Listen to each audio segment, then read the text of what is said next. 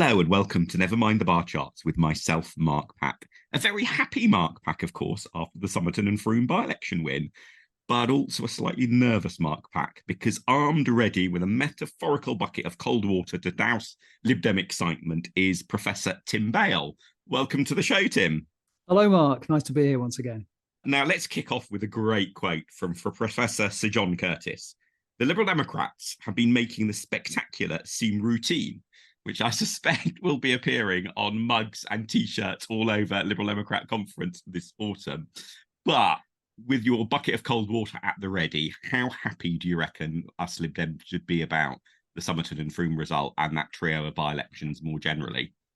Well, actually, I'm not going to pour a bucket of cold water over anything. I do think it was a remarkable result for the Liberal Democrats in the sense that it's all very easy to pull off one or two by-election victories, but to pull off so many in relatively quick succession in seats which, got some Liberal Democrat heritage, Somerton and Frome, but, with very big Conservative majority is, I think, really quite remarkable. And I think also that it bodes well for the general election in the sense that I think we're seeing in Somerton and Frome, but also actually, we saw in Selby and Ainsty, where Labour did well, a degree of tactical voting that we probably haven't seen since 1997. I mean, not necessarily in those individual seats, but I think there are signs from those individual seats that actually are harbingers for what's to come.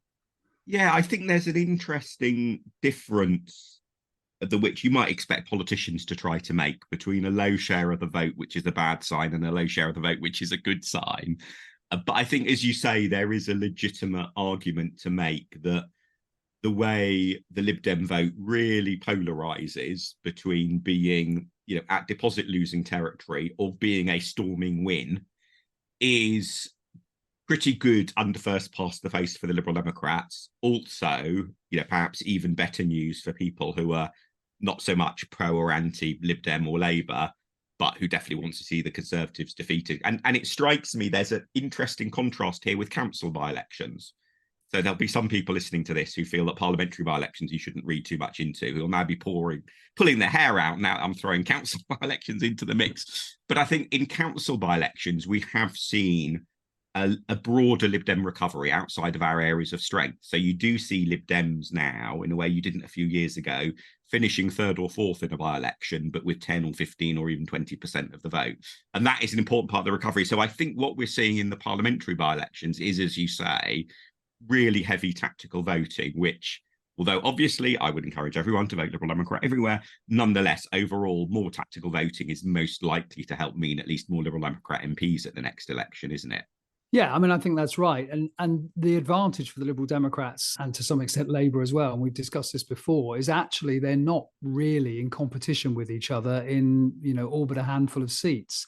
So as long as voters can be, if you like, educated, guided towards realisation of who finished second last time around, and that's not always as easy as some people think, then both of those parties, and obviously the Liberal Democrats included, should be able to take advantage of that. Yeah, and I think what's happened in several of the by-elections, of course, is Liberal Democrats coming from third, but I think those have all been fairly clear that the Liberal Democrats are the plausible challengers in those. And certainly for the general election, I think there are a small number, but it is a pretty small number of seats where the Lib Dems are third, where there might be a bit of a argument with Labour over who is best placed to win. But it feels like those are actually much less than in 97. And I do wonder if this is, I think there are two things that have changed since 97, which probably should be more worrying for the Tories when it comes to tactical voting. One is the rise of tactical voting websites and the like, that there's just more tactical voting information more readily available. But the other is that the political geography is much clearer. That in 97, we still had the vestiges of lots of seats that had been, say, Labour versus Alliance fights and so on. But now, as your Golden Halo report from a couple of years ago showed, there aren't very many seats where there's that much up for debate, are there? No, very few. And the other thing that your remark about, geography prompts me to think about is perhaps the declining force of Brexit. in the electorate's choices. And certainly in the Southwest, I think, that could make a very big difference to the Liberal Democrats in the sense that, it was something of a stronghold for the party, obviously disrupted in part by going into coalition, but also by Brexit, I think. And I think if Brexit is waning as a factor in people's political calculus, then presumably that will help the Liberal Democrats in those areas. I mean, I don't want to give people the impression that it's all about Devon and Cornwall and Somerset for the Lib Dems, clearly, because quite a lot of the seats they're hoping to pick up will be much nearer London, in the home counties. But nevertheless, it's no bad thing, I think, for the Liberal Democrats that Brexit does appear to be waning. And of course, there is some hostility to Brexit as well. So a combination of people who voted Leave not caring so much about it now, and people who voted Remain still caring about it in some ways, could be quite good for the Lib Dems. Yeah, I wonder about that waning Brexit point, because it's certainly true that if you ask people what issues are most important to them, Brexit is way down the list compared to a few years ago. But and it's also true that, for example, my experience of canvassing voters and people saying, oh, well, I, might quite like you, but I really disagree with you on Brexit. No way I can vote for you. That has definitely faded. But I think the reason it's faded is, as you say, probably partly because Brexit is lower down their list of concerns, but also there's a decent chunk of people who had voted Lib Dem in the past, voted Leave, say, in the referendum, but who are at least not happy with how Brexit is going. And so it's not so much that they're reacting to hearing the Lib Dems talk a bit less about Europe than we did a couple of years ago, but they're not as strong in their own view. And therefore it's, well, okay, I like all the other stuff you're doing. Maybe if I stop to think about it, I still disagree with you on Brexit, but you know what? My option hasn't turned out great. It's a lot easier for them to warm to us, isn't it? Yeah, I think that's a really, really good point, actually. I mean, it's complex, isn't it? You're right. For some people, it's just, disappeared off the horizon, if you like. And for some people, they don't care as much about it as they used to. And even if they did used to care about it and actually voted for Brexit, are now a little bit disappointed with how it's going. So, I think broadly speaking, you're right there. And so let's think about the Labour Party, because I think it is a more mixed picture for them, in the sense that for the Lib Dems, it was fought 1-1-1. Obviously, huge thanks to our teams in the other two seats, but it was very much Somerton and Frome was the one we were trying to win. But with Labour, it was tried to win two, only won one of the two. Yeah, I mean, obviously, Labour should have spent the last week also celebrating what happened in Selby and Ainsty, and have ended up, talking obsessively about the loss of Uxbridge by 500 votes, and what implications that has for them in terms of, for example, environmental policy, etc. But I think if you look at Selby and Ainsty, that has to be an incredibly encouraging result for the Labour Party. I mean, to overturn that scale of Conservative majority in a seat that in some ways, you could say, well, they had really no right to win. And it's not as if it was a kind of red wall seat that they once had and, should be capable of winning. I mean, I think, had that by-election been fought on its own or together just with Somerton and Frome, people would have been, wildly happy at Labour Party HQ.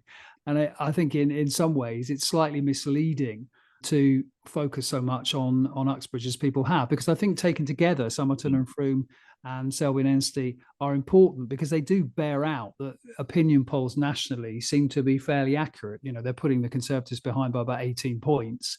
And the results in those two constituencies would suggest that, well, actually that's about right.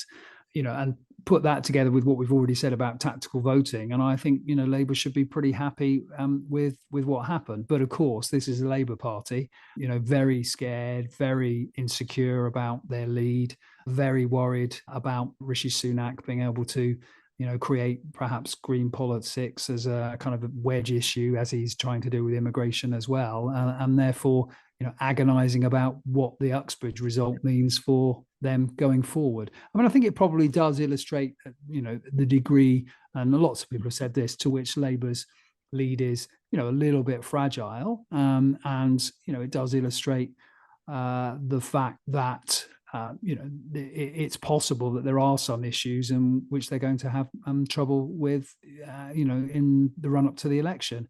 But I really think Labour should have, or now should be spending most of their time thinking about how actually they're going to be able to fend off those attacks, rather than necessarily thinking, well, we've got to change our policy to make it more like the Conservatives in order to bomb-proof it. That's not necessarily the way you go. The way you go is actually thinking, well, yeah, okay, it's vulnerable in this respect, but we could make an argument that actually makes it more robust in another. Yeah, I mean, I guess the one fly in the ointment, which it really surprises me, I've not heard Conservative commentators sort of try to make an argument out of about Selby from the Labour Party point of view, is that Labour won the seat in 97, 01 and 05. So there was a Labour MP in the previous Selby constituency, albeit under somewhat different boundaries, but until 2010. So it's not quite as unprecedented as it might sound. And it does. I mean, I am perennially puzzled at the spin that other parties put on elections, which maybe is a comment on my judgment rather than the quality of their spin. But surely the Tories should have been all over the media saying, well, look, you know, a decade and a half ago, this place had a Labour MP. This is not a historic. Now, I think it was a pretty impressive history-making sort of swing for the Labour Party. Obviously not quite as impressive as the Lib Dems in Somerset and Frome, reducing the Tories to their worst share in that constituency in any election since 1832, before Queen Victoria was on the throne. And a swing that was 5 points higher, absolutely. It did, but yeah, exactly. But why psychologically do you think the Tories have not reacted in that sense of, well, it was just a Labour seat until 2010, so let's not.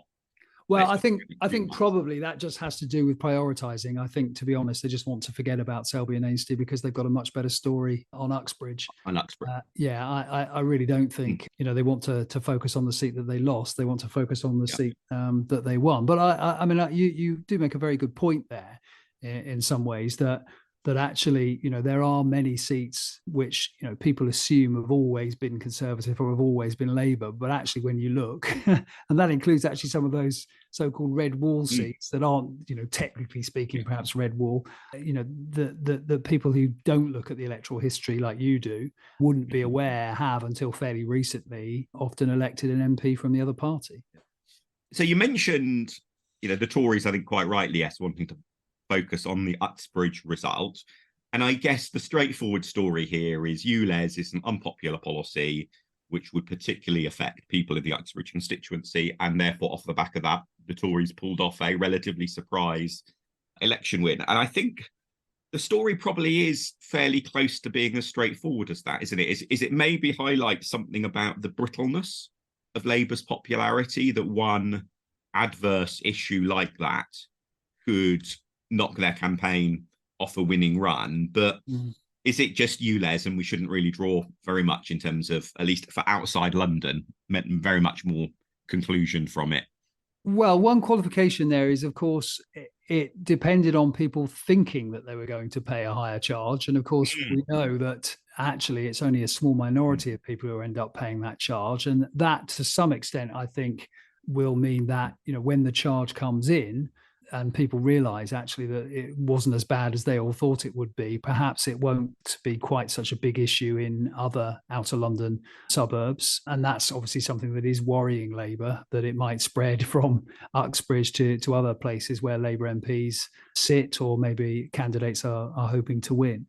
I mean, I think as far as, whether it has any kind of wider implications, that I think prompts two thoughts. One is, well, did Labour fight this Tory attack in the best way that they could? Was it a good idea to start trying to distance themselves from Sadiq Khan's policy, to suggest somehow they wanted it paused, or would it have been better, as some people have suggested, simply to back the policy and mount a fairly robust defence of it? Or indeed to caveat support from it, but from day one. The way it was certainly portrayed was that the Labour candidate U-turned partway through the election, which is probably the worst of all possible ways of dealing with something like that, isn't it? Yes, I think that's absolutely right. But also, I mean, there's been a lot of talk of this as an environmental measure, and to some extent it is an environmental or a green measure, but it is also a public health measure. And I think it might have been possible for Labour, had they thought about it more carefully, to actually defend it on those grounds, on the grounds that, we've seen asthma campaigners, for example, defend it over the weekend. Labour could have made a choice there and perhaps minimised some of the damage that was done, and might also have picked up some people who didn't otherwise vote for Labour because actually they were rather disappointed at Labour's mealy-mouthed rejection or at least, fudging of the policy. I wonder, though, if there's a broader point there as well, that one of the mistakes that you can make in politics is to assume that people who disagree with you on a policy are, as it were, beyond redemption, rather than to take at face value concerns that they express and say, well, let's engage with them. And you see this on Europe with some of the most enthusiastic pro-European campaigners sometimes making the mistake of thinking, well, if you're for Brexit, you must be racist. You see it with housing, where some of, housing campaigners unfortunately take the view that if you object to any house anywhere, your reasons must be insincere and you're really an NIMBYist at heart. And I think there was something, I wonder if they made a similar mistake with you, Les, in that there are, legitimate questions about the speed with which, for example, public transport improvements in outer London will come in. This, if you compare ULEZ with Ken Livingstone's introduction of the congestion charge when he became the first mayor of London in 2000, which is probably the classic sort of case study of a politician introducing a really potentially really controversial policy in a way that turned out to be both good policy but also politically very successful for them. And if you see how often congestion charge campaigns have failed elsewhere, it's really striking how successful that was in 2000. And I think part of the reason was you could immediately see the benefits. You had both the less congestion, meaning less delays on the buses, but you had the improved bus service. It felt like immediately you could, and in a way that with ULEZ, it's just, you'll obviously expect me to talk up the proposals that, Caroline and Hina, the two Lib Dem members of the London Assembly, made, but, plenty of other people have made proposals as well as to how to have a better scrappage scheme, how to invest more in public transport and so on. And it just seems like until halfway through the parliamentary by-election, Labour's mindset was, these are all sort of pro-car, anti-environment extremists who we're going to, close our ears to, as opposed to, okay, what of these concerns can we unpick and can we actually find a good way to deal with? Yeah, I think that's a really interesting point, actually. And I think, that prompts two thoughts, really. One is, we get used to urging politicians to look at policy disasters. Perhaps they also need to look at policy successes sometimes. And a shorter list, a cynic might add, and therefore quite easy to do. Well, maybe, and learn from them. But also, actually, I think in terms of, Labour, it would have been, I think, more sensible for them to think about the kind of distributional consequences of the ULEZ scheme and actually talk about, some of the things that you've spoken about, but also, at communicating that they did understand that in a cost of living crisis, it was going to be quite difficult for some people, and finding ways of, mitigating the problems that those people were going to experience. And also, a more general sort of educational campaign about exactly how many and who was going to have to pay this, because it's clear that there are very exaggerated ideas about how many people this is going to affect. But I think ultimately, in some ways, what we have here is a kind of contradiction between the kind of incentives of the mayor in terms of his re-election to get this done and to get this done quickly, and the incentives of the Labour leadership, which are obviously focused on a general election coming rather later. And indeed, getting it done and getting it done quickly would have fitted with a general election timetable as well. It was the by-election coming along in the middle of this year that really messed up Labour's timing, if that was indeed the thinking on it. But I guess it's also perhaps surprising that Labour hadn't worked out what to do on this before the campaign itself. Because if you think how, and certainly in the couple of days after the election, with the coincidence of timing of Labour's national sort of policy weekend, where they seem to have been shedding potential attack lines from the Tories over their policies left, right and centre, they definitely seem to be in the mindset of, we want to present as small a target to our opponents as possible. And at least the leadership is happy to shed a lot of long-standing Labour policies along the way to do that, including over the two-child cap on welfare, which is an issue that a lot of people in Labour feel very passionately and personally about. And so if you're willing to do all of that, how did they not sit down months ago and think, well, okay, if we're going to drop ULEZ, how do we drop our support for ULEZ in a dignified? It's like they were caught out by surprise by what they discovered during the campaign on the doorsteps. Yes, that's Maybe in a interesting, isn't it? constituency poll and so on as well. That's interesting. I mean, maybe there was a degree of complacency there. Mm. You know, maybe they thought that Yeah. Boris Johnson was a disaster. People of Uxbridge and Ruislip, you know, really didn't want another Tory MP. You know, they're 18, 20 points ahead in the opinion polls. This wouldn't really take much of a swing to come to Labour. You know, people have been predicting this seat would go Labour at the next election anyway. And they just didn't really realise quite how strongly people were feeling about that particular issue. But I mean, it doesn't really bode very well, I think, for a Labour government if on the one hand they say, well, they're all about devolution and local mayors making their own decisions, et cetera, and on the other hand, as soon as they're confronted with the reality of that, which is doing things that a Labour leader, possibly a Labour prime minister, doesn't like, they run scared. Yeah, I guess the other possibility, and this is a bit of a long shot possibility, but we might discover this, is that maybe Keir Starmer will turn out to be a bit like Rishi Sunak, as in not actually that good at electoral politics. Because I think now it's obvious to look at Rishi Sunak and think, well, you know what, for all of his, stellar, and impressively speedy political progression and through his career, the first time he had to fight a really tough election, in a way, was a leadership election against Liz Truss, where he lost to Liz Truss of all people. And so you sort of think, he's not really got that election fighting instinct and touch about him. And Keir Starmer similarly has not yet had to fight a really sort of intense, difficult, close run election. He got selected for a relatively safe seat, as with Rishi Sunak. Perhaps the toughest election he had fought was his initial selection for a safe seat.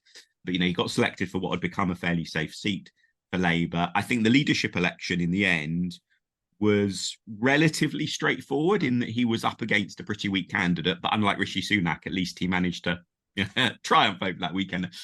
But maybe it will turn out he's not a very good election fighting leader. Yeah, I mean, I'm not so sure about that. I mean, I think obviously he has some pretty good, pretty tough people around him. And I mean, I guess the same is true for Rishi Sunak with someone like Isaac Levido. So we can't underestimate him. But, perhaps you're right on a personal level.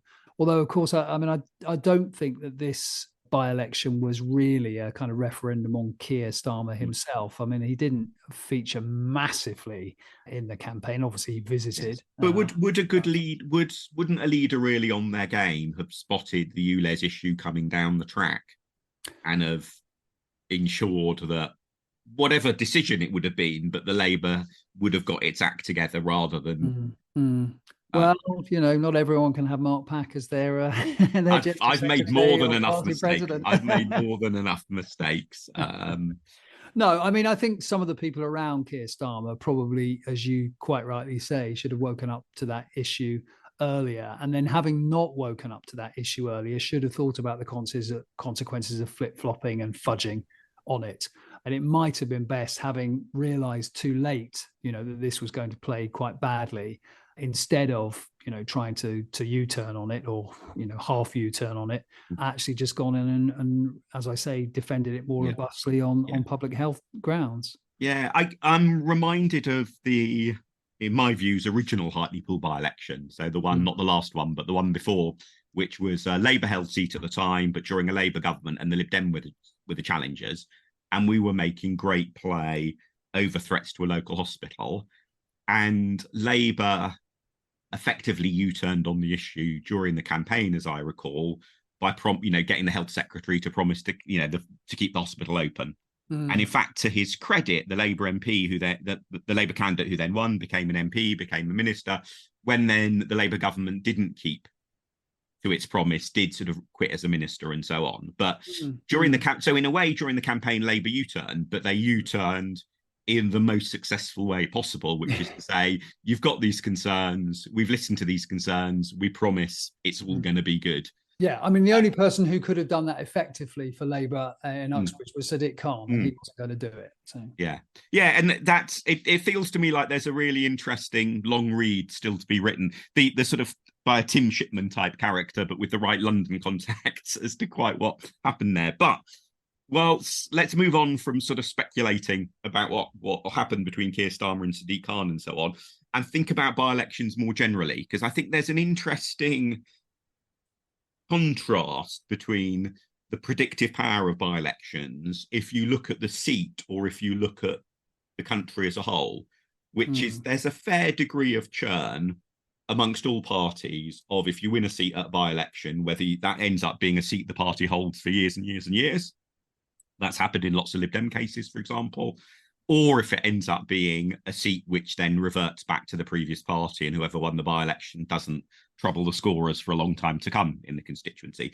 So as a sort of seat-by-seat measure, by-elections can be quite a noisy signal.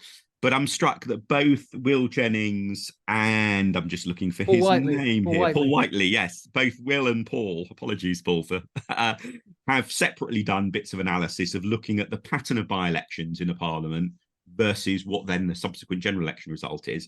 And to my pleasant relief, as it were, they seem to be pretty predictive. And so I think we've now had quite a lot of by-elections which do seem to point quite strongly towards the Tories being voted out of power, at the next election. How much sort of emphasis do you think it's worth placing on that predictive power of elections? And I'll include links to both Will and Paul's research in the show notes so people can go read it themselves. But how much weight would you put on that?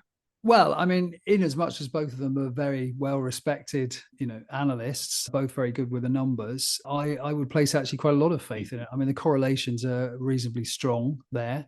There's no certainty there. It's not because of the correlation of one, but I mean, it's pretty good. So, if I were a betting man, which I'm not, they would be one of the factors that was leading me to bet on a Labour victory rather than a Conservative victory. I mean, I think you're right.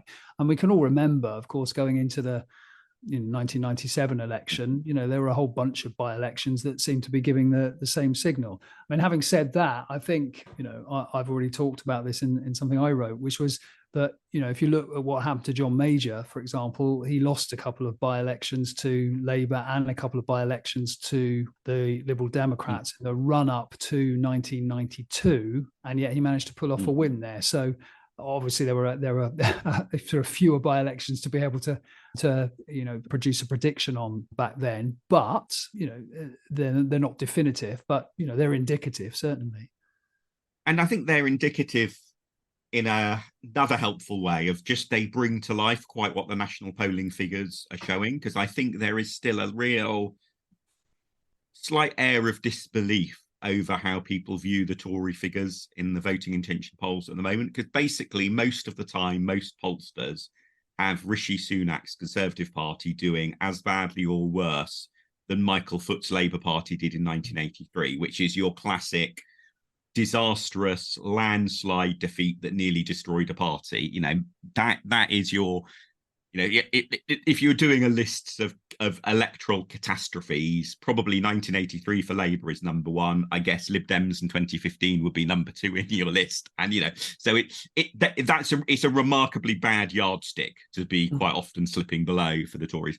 But I don't think there has really been that widespread understanding of just quite how low those figures are, in a way that something like the Selby result and the Somerton and Frome result does. When you can then say, oh, well, this is the lowest Tory share of vote in Somerton and Frome since the 1832 election and so on, that brings it to life in a way that seeing a number that's a 23, 25 doesn't quite have the same meaning. Yeah, I think that's a really good point, actually. And, you have to ask yourself why that might be the case. And I think that may be to do with the fact that neither Keir Starmer nor, if you'll forgive me, Ed Davey has really kind of set the world alight in the way that, say, the combination of Tony Blair and Paddy Ashdown did in the 1990s.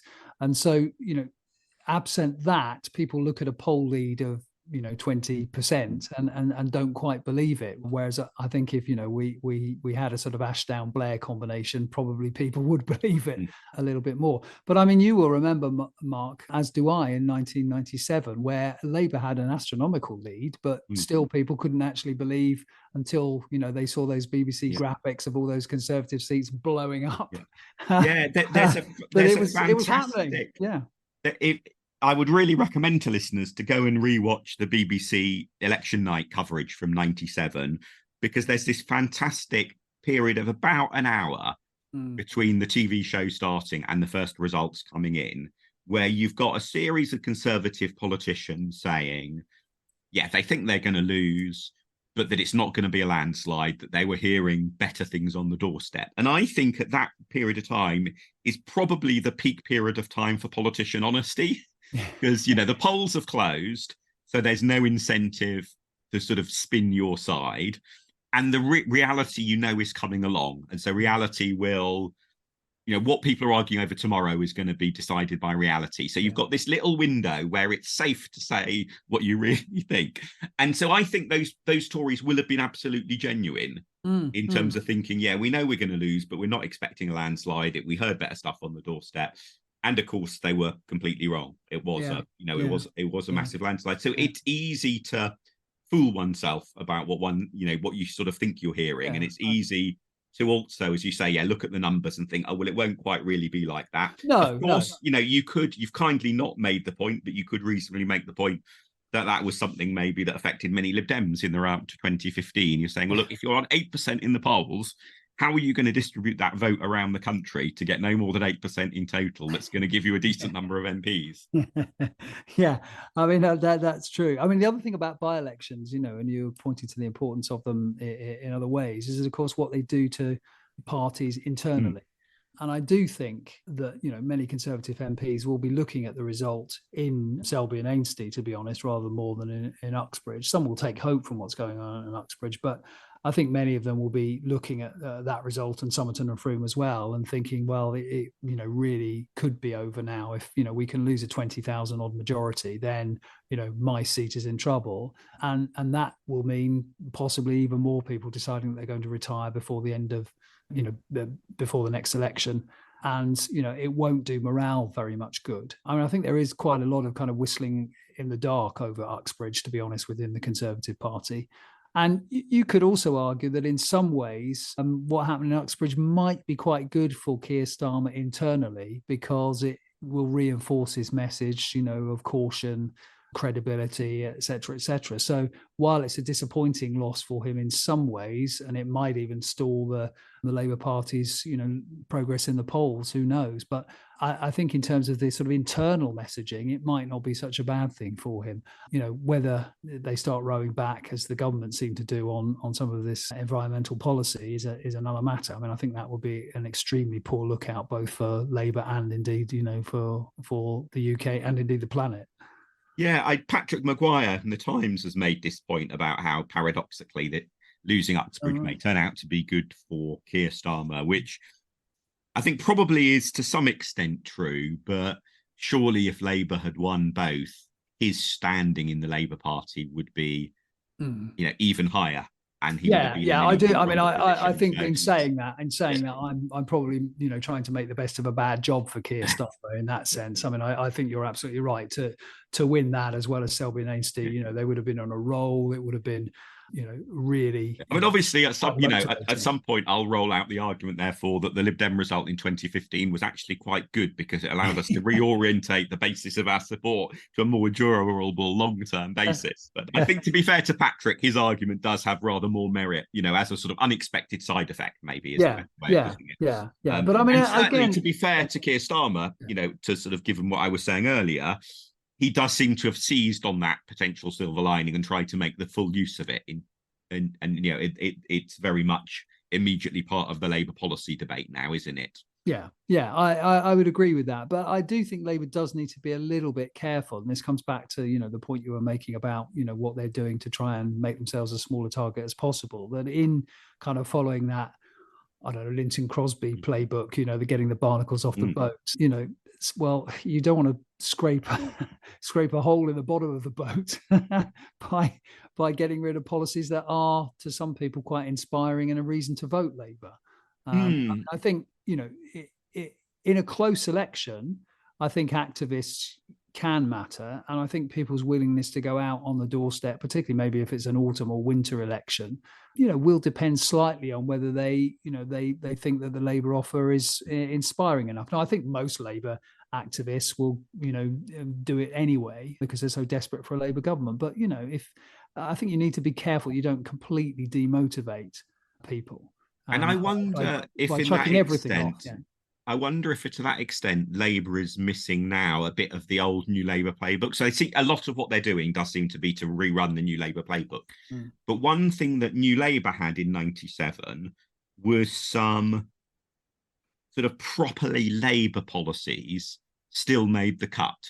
And so although Labour policy changed a lot during Tony Blair's time as leader of the opposition, when it came to the election, they were promising a windfall tax in order to fund better training and education opportunities for young people. They were promising to introduce a national minimum wage. So if you were, let's say, a socialist, you might have been unhappy or uneasy about the direction Labour was going under Tony Blair, but you could also campaign sort of full out in the 97 election, knowing that some things very dear to your heart would happen. And it doesn't seem like the New Labour sort of encore that we're getting now has that as part of what they're trying to achieve. It's not. It's at least very well hidden, I think, what the equivalent of introducing the national minimum wage would be for a Starmer election manifesto. Yeah. What's going to be on a pledge card that's going to make people think, oh, yeah, this is going to be quite different. And, for the activists thinking, yes, this is what I would regard as kind of signature Labour. I think that's a very good point you've made there. So they're going to have to come up with, I think, a few things. And at the moment, the emphasis seems to be on getting rid of stuff, jettisoning stuff, rather than actually thinking about, well, what, might actually inspire people and make people think that, there is a big difference between, what we've had and what we're going to get. And I think the risk with that is, and this is the point actually that Tony Blair has sort of made, I think very eloquently, and on this at least he's definitely right, is that the way people judge your policy platform is not, as it were, scoring each policy individually and coming up with a total score. It's what does the overall impression leave? And that's why you can have a policy platform that has lots of popular individual policies within it that overall fails because it's not getting the right overall message. And what I'm sure lots of Lib Dems will be saying about the Labour Party in the run up to the election is it just looks like, they'll drop anything. And in a way, having a not particularly popular policy that you stick with at least allows you to communicate some sense of there are things that we really believe in. Yeah. And I mean, I'm sure there are some Labour people who argue that if you can't, be brave when you've got a 20% opinion poll lead, when can you be? But on the other hand, you can totally understand Labour being scarred in some way, just as they were in 1992 and certainly have been after 2017 and 2019, and therefore playing it the way that they're playing it. Yeah, and I think you see a sort of a fainter echo of that within the Liberal Democrats. The Labour's basic experience of general elections is they lose 2 out of 3. And therefore being scarred by that is a very reasonable, if anything, I guess my critique from outside would be there are too many occasions where they seem to forget that they actually lose 2 out of 3 and what might be a sensible way to react to that. So being scarred by that is definitely a sensible reaction.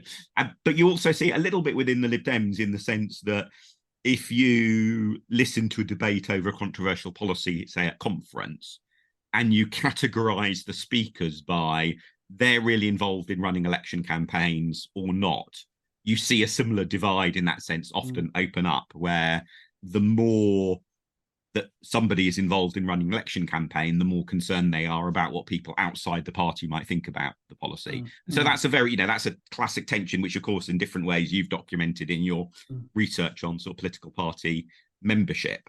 But before we sort of get too distracted once again by Labour and the Tories, let's come back to the Liberal Democrats, because one of the things that you and some of your colleagues did earlier this Parliament was come up with this really nice idea of an emerging golden halo, and I'll include a link to that report that you and your colleagues produced in the show notes. And that sort of sense of a new emerging basis of Lib Dem support, particularly in the home counties, and it sort of looked a bit like a halo around London in the map. We're not quite sure what that makes London, but anyway. But the pattern of by-election wins, I mean, in a sense, has been determined by what seats happen to come up for election, but they perhaps suggest a more widespread or diffuse opportunity for the Lib Dems, which could be an opportunity or could be a danger. But I just wonder how, having seen those 4 gains, how you feel your golden halo is looking. Well, I mean, I think, it looks pretty hopeful because, of course, that was based on the Lib Dems getting a 5% swing, a 10% swing, or a 15% swing. And if they get anything like the 29% swing, beginner stuff. Yeah, they got in Somerton and Frome, which was where I was born, by the way. Just pointing. Oh, really? Yeah, I'm from Frome originally.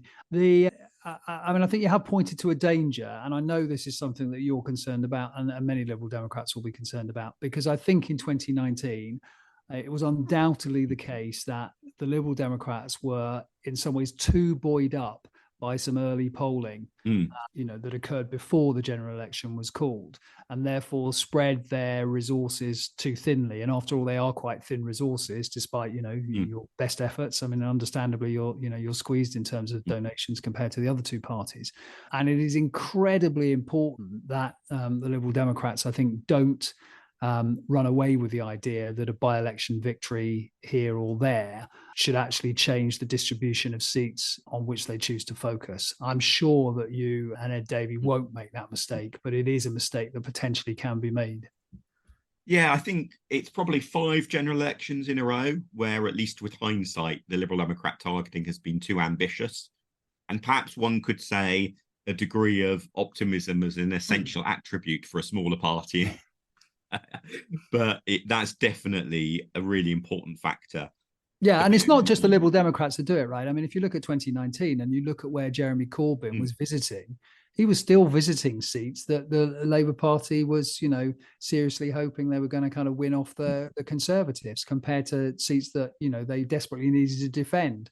So there's always an extent to which, that optimism bias, as you've suggested, kicks in, irrespective of the party that you're looking at. But I think for a smaller party like the Liberal Democrats, whose resources are stretched, they have to be all the more careful that their targeting is accurate.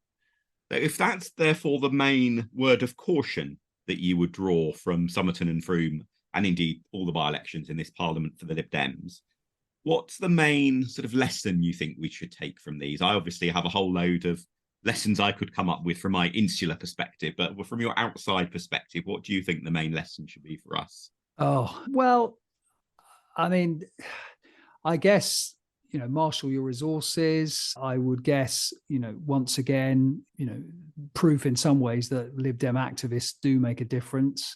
That, those leaflets, although people complained about them, do count. That educating people as to who stands the best chance of winning in that particular constituency against the Conservatives, in the main, is incredibly important. And that tasks really starts now, because, there's talk of a general election in the spring. I still think it'll be in the autumn. But, any time you spend actually making people realise that you are the main challenger in that particular constituency is time well spent. Particularly given how many people don't know what the result was last time in their constituency.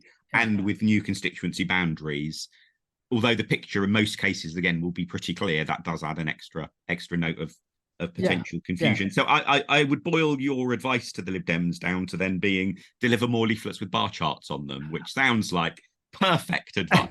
Perfect advice. Well, to be honest, Mark, you're not wrong. That's what. On that note, let's wrap up this show then. So people can find Tim on Twitter at Prof Tim Bale. You can find myself on Twitter at Mark Pack, and this podcast at Bar Chart Podcast, or you can find me on Threads at Mark Pack UK. Look out in the show notes for follow-up links to what we've discussed. And if you like listening, do please tell others about this podcast. Thank you, everyone. Till next time.